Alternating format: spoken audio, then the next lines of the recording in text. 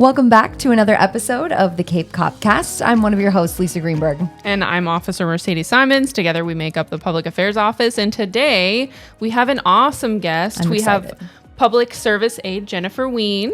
Welcome. Hi. Thank you for having me. so much for being here. We're so excited. When you said you would be willing to do this, we were like, this is going to be a good one. Yeah, because Thank you're so sweet. Like, you're one of those people that you show up and you just bring a whole lot of light and love to whatever you're doing. You handle business. You're good at your job. You always make sure to take accountability for what you're doing, and that goes a very long way. I appreciate that. Yeah, we are so happy to have you here. How long have you been with the Cape Coral Police Department?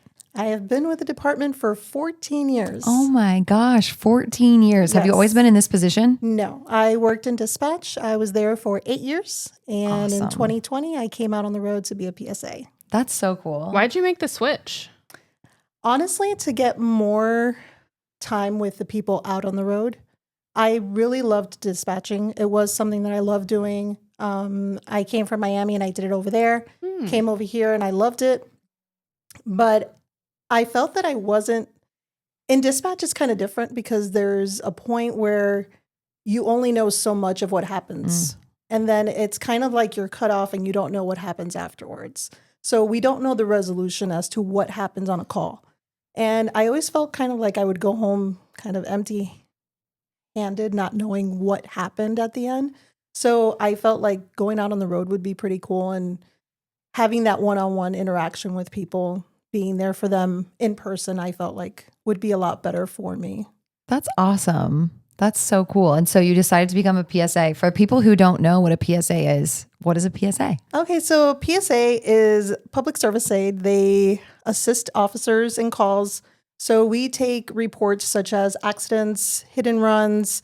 We do past occurred burglaries, thefts, fraud reports. We do all of those. So it's pretty much all the same reports the officers do, except we don't go to anything where we're going to be in danger. So we don't do anything that is disturbances in progress or anything, shots fired, calls like that we don't go to. We are low key. We don't have any weapons. So we don't have power of arrest. So we cannot arrest anybody. If I encounter something where I need a backup, I call for an officer to come and assist me. It's a lot of paperwork. I'll say that. And with as many accidents that occur in Cape Coral, I definitely take a lot of reports. Oh, yeah. When we try to do productivity and see how many accidents and reports we take, PSAs take a huge chunk of reports for the city. Wow. Yeah. It doesn't surprise me that you're busy with things on the road like that. Yeah. Yeah, definitely. I know when I was on patrol, it was always nice there was an accident that came out. You were like 10 calls behind trying to catch up on everything. And then all of a sudden, one of the PSAs would hop on. They would take the report and you're like, oh, thank you. And we would go help, but it's like, sometimes being a police officer isn't just jump into action. Everything's crazy and you're shooting guns. It's not like that at all. A lot of it is going, solving problems, and taking reports. That's basically what it comes down to. And things are very report heavy, especially in a city where that's one of the things that we try to be really good at is not only response times, but also our level of service. Sometimes our level of service includes documenting something and doing it well. Right. So trying to do that for all of the calls is a lot. And that's where when we have the PSAs come and take basically anything past occurred is awesome because it spreads out the workload. Right. And it's I think honestly cheaper for the department as a whole not to have to pay a police officer. They can pay somebody who's still taking reports, still in the field, but not necessarily having to go and handle all the disturbances and high priority calls. And it leaves the officers available for high priority calls where they're needed at times. And sometimes they're caught up with an accident or a burglary report or they're fingerprinting a vehicle. And that's going to take them a lot more time. And they're not able to get to those high priority calls. So those are things that we can assist with. That's incredible. What kind of training did you have to go through in that transition from dispatch to PSA? Well, we did a course with the county for being able to do traffic enforcement because I'm able to give citations at accidents. So that was one course that we had to take. We also do we get with forensics and we do fingerprinting and all that, so we can learn how to do that. I would imagine the on the job type of training too, of like working with a PSA who is currently doing the job, so you can kind of get an idea of all the things that go on day to day. Yes, Yeah. What was your FTO period like? Field training. Sorry for people who don't know all the acronyms that we have. So the field training was a little different. At the time when I started, we were hiring 4 at the same time. So it was kind of difficult because we needed to train all 4 of us at the same time. So we went out with officers and learned from them. So nice. It was a little bit different. Now we have a set plan for FTOs. I'm the only FTO right now for PSAs. So any new trainees that we would get, I'll go ahead and train them. It depends on the person, but mostly around 12 weeks or so. That's so cool that you're now the one that is training the new ones. How many PSAs do we have now? We have a total of 4. Nice. Yes. Nice.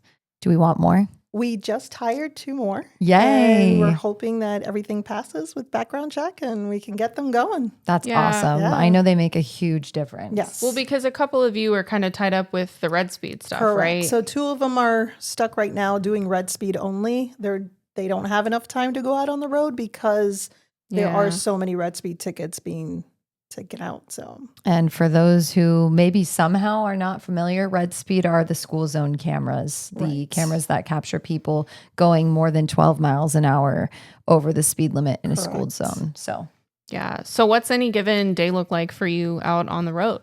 You have your own car, right? Correct. You guys have really nice new have trucks, nice and I like the pickup design. trucks. Yeah, Yes. super nice. Our super nice pickup trucks, which we love. But it's pretty much just we look at the calls that are dropping and we pick up the ones that are in our area right now because it's only 2 of us on the road. Anastasia and I, she'll do the south, or actually the north, and I'll take the south. So we divide the city in half. So we're not all over the city because if not, it gets a little bit too much where we have to be driving a lot of miles. yeah. So And by the time you get there, the call's probably done and over with. yeah. So That makes sense. We try to equal it out for us. That makes sense. That's awesome. And yeah, what kind of so you're in the South. What's typical in any given day? Honestly, it could be so many things. I take a lot of accident reports, maybe because I'm a little biased and I like doing accident reports. Anastasia likes the burglary reports because she likes fingerprinting. So we have our stuff that we really like, but we take them all. Yeah. Depending on how many calls. I mean, we can have a burglary in an area where it's like a bunch of cars got broken into, and then I'll ask her, hey, come and help me. We got a lot of cars. We got a fingerprint. We'll just work on that all day. So it all depends on what happened the night before and how busy it is or how many accidents. When it's accident day, we'll get 20 accidents in a day. Wow. Yeah. And here's the PSA for everyone: lock your vehicle. The Yes, PSA from the please. PSAs. Yes, please Lock lock your 'em. vehicles. Yeah, I know. Sorry, important. bad joke. But whenever we can throw it in, we like to Yep. because I think we say it all the time. People still don't do it. We see burglaries from the night before of cars being entered Yes. just because people left their vehicles unlocked. So Yeah. it's So a true. preventable crime. That way you don't have to go out. Exactly. So true.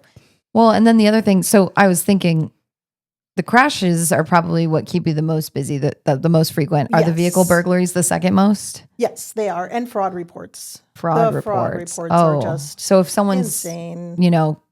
credit card information got Yep. stolen, that kind of thing? Yeah, we'll go ahead and go out there and do the whole report for them and then gets assigned to a detective. That's great. Yeah. Hey, another PSA on March 2nd, we have a fraud and financial crimes town hall where we're educating people about the different red flags that we've been seeing, how to avoid becoming a victim of some of these scams. So it's at the Lake Kennedy Center at 1:00. If anybody wants to join, we would love to have you. That's amazing. Because we don't want crime in our city. So if there's any way that we can help prevent it or help to educate people and prevent it, we want to do that. Oh, Yes, absolutely. It's so important. definitely. And as we continue to become more and more digital and online, these crimes are becoming more Oh, popular. yes, So definitely. I'm sure you've even noticed in your years There's here. so many different ways that people get tricked out of money. And it's just gotten to the point where I feel sorry for all these people because it's different ways that they try to trick them that you're like, wow, is this a new way now? Like keep coming up with different methods on how to take their money. And they're creative. Yes. Because for some of them, you're like, oh, you fell for that. But in general, most of them now are so creative that it's like, oh, and they threaten them. Yeah. A lot of them they get don't get threatened. off the phone. Your family members at risk. And it's all kinds of like, it's not just, falling for something silly. It's like serious situations that really take people by surprise. So if we can educate people on the red flags to look for, hopefully that'll help out a lot. That would be amazing. Yeah, definitely. Did you know always that you wanted to do something in law enforcement? I did not. I actually studied to be a music teacher. Oh my gosh. I could see it. I could totally see it. I love music. I sing at church. I used to teach little kids, and it didn't pay enough, the school system. So, and I always loved law enforcement. And looking back, I saw my ancestry, and I actually have a lot of family that was in law enforcement. So my grandfather was a police officer in Cuba. So it's just pretty interesting. And I've always loved it. That's so cool. Yeah. Is this awesome. The career path that you're going to keep going on until you retire? I'm just going to stay here. Hopefully they're looking into a supervisor position in the PSAs, and that could be something I can go into. I do like teaching all of them, so that's probably why I became an FTO for them. I was a CTO in dispatch as well. I would train the new dispatchers. So the teaching is already in me. I like teaching, so kind of get the best of both. Yeah, exactly. That's cool. That's awesome. Yeah. It seems like a really natural fit. Yeah, I love it. Is there anything else that you'd like to share? I'm sure your position's kind of different, so I'm sure people run across a lot of questions that they have. So one major thing is we are not volunteers. So everybody always says, oh, you're just a volunteer. No, we are not a volunteer. We work for the police department. We are paid employees. We are doing a job. This is our job. We know what we're doing. A lot of people don't like when we get on scene. They're like, oh, we want a police officer. It's like, you're going to get the same response. I'm doing the same job that they are. I'm going to give you the citation just the same as they are. Yeah, just don't have a gun. Do people get mad when you give them citations? Oh, yes. I feel like they'd probably feel like, they wanted a police officer when you first showed up, and then they somehow think that you giving them a citation's not good enough. I've ran into a lot of people that I've had circumstances, don't believe that you can, and you definitely can issue them a citation. So I'll get on scene, and usually the person that's not at fault is upset because they think that I'm not going to give a citation to the one at fault. And they're expecting an officer to come out and do that. And I tell them, no, I can do that. I'm here to do that. Right. I'm going to investigate the accident, and I will give a citation to whoever's at fault. Another PSA. The PSAs will do the same thing that a cop will do if they show up to your scene. Yes. Yeah, I love that. And I do have to ask, so you transitioned from being in the call center to doing this because you felt like you wanted to be more involved in the outcome. Do you feel like you've gotten that? I do. And I love being able to actually have that one-on-one in person with them and talking with them, making them feel more comfortable. I know when they call 911, they're upset, they're crying, they're hysterical. I understand that because I was there on the other side of the line. So now actually getting to the scene and talking to them, I feel that it gives me a peace of mind that I'm able to give them peace of mind that I'm there to help them. For sure. It's so interesting to think too. I've never really, thought of it that way. When you call 911 and you need help and you're on the phone with someone, you never really know who you're talking to. Right. And you don't get the outcome of what happened. And it's just like, oh, I answered the call, and then the call was hung up and the officers took over, and you're inside this building and you're not going out and being involved in the case in that way. So it is interesting to think of it that way. And now you're actually getting that like hands-on, this is my case, or this is, my call. It's like starting a book, and now she gets to finish the end of the book. Exactly. Which I always wanted to do. And this is another one of those things I think we look at PSAs as a good career path for people who are a little bit younger, who want to be officers later, right? I think this is a great gateway to becoming a police officer.